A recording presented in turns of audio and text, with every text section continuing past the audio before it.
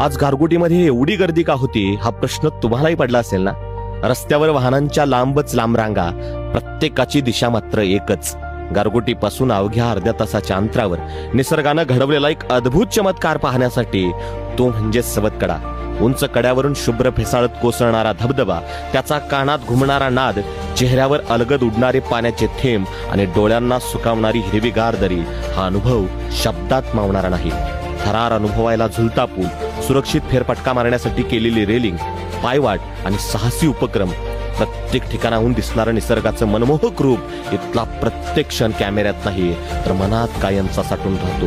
एकदा इथे आलात तर परतण्याची घाईच होणार नाही.